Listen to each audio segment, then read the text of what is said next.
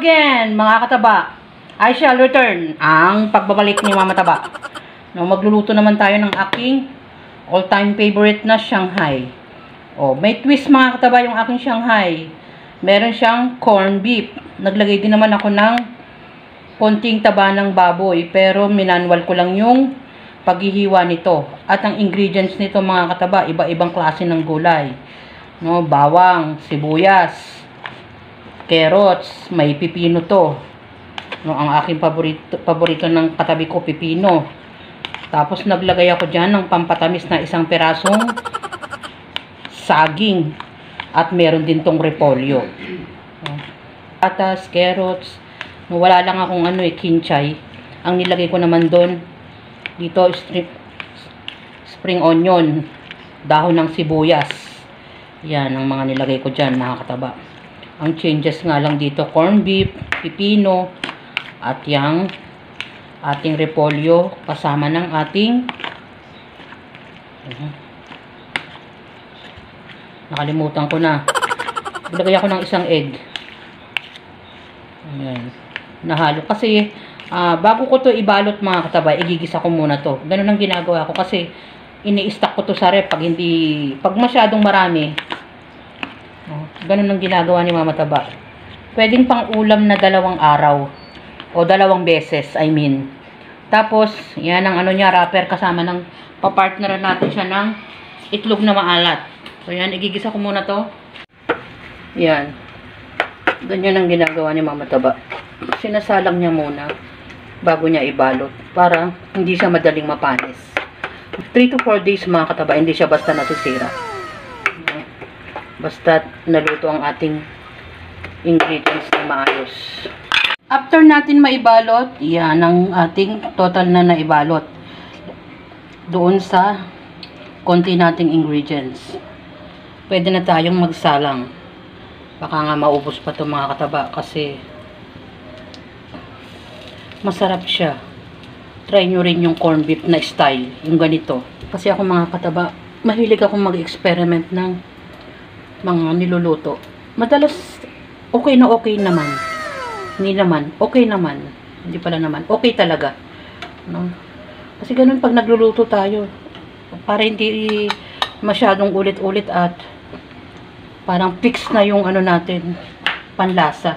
So yan, balikan natin. Gagawa naman tayo ng Graham plan.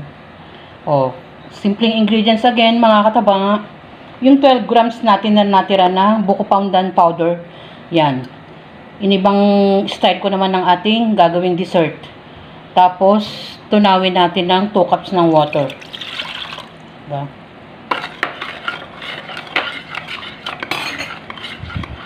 Tapos, habang tinutunaw ko yan, ilalagay na natin ang ating creme densada. Laging 2-in-1 yung binibili ko mga kataba. Kasi, double purpose na yan ng ating evap milk at saka condensed milk. Kaya ganyan ang ginagawa ni Mama Taba. Ayan. Tapos pag sinalang natin, halu-haluin lang natin, mahinang apoy. So yan, itabi muna natin ang ating mixture. Dito naman tayo sa ating isa. Ang ating Graham na crush na Graham. Durog na Graham. Tapos maglagay tayo ng ating melted na margarine. Margarine yun mga kataba. Pwede kayong gumamit ng butter. Ayan.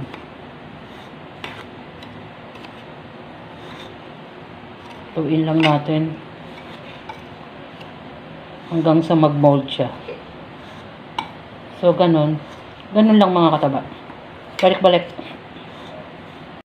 Yan. Click! Ayan, ha? Click. Nakapag-fry na si Mama Taba ng ating Shanghai. At isinalang ko na ang ating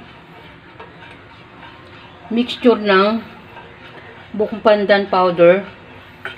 Oh, I forgot the 1 egg. Yan. Dahil memory gap ang inyong Mama Taba, naihabol ko yung ating 1 piece na egg. Yan. Halu-haluin lang natin. Kung gusto nyong medyo matamis, dagdagan nyo ng konting sugar, pwede. Or condensed milk. Kasi itong creme densada na maliit na to mga kataba, matamis na to eh. Yan. Kasi 12 grams lang naman ang inilagay natin sa ating buko pandan powder. At pag medyo na-dissolve na yan, pwede na yan. Dahil ibubuhos natin yan agad, madaling tumigas. Gawa ng ating gulaman powder. So yan, balikan natin. Pag medyo namasana yung ating graham gawa ng ating margarine o butter man na tinunaw nyo, yan, i-flatten na natin siya. Hindi na kasi siya buhaghag nun. Yun ang ibig kong sabihin. Yan. Yan. I-mold natin siyang paganyan. Yan. Bago natin ilagay yung ating pinapalamig na konting mixture na buko pandan powder na nilagyan natin ng creme densada. Simple pero masarap na dish mga kataba. Ang ating salted egg na nilagyan natin ng kamatis. At meron naman tayong favorite, ang ating Shanghai. Nilagyan natin ng twist ang ating Shanghai.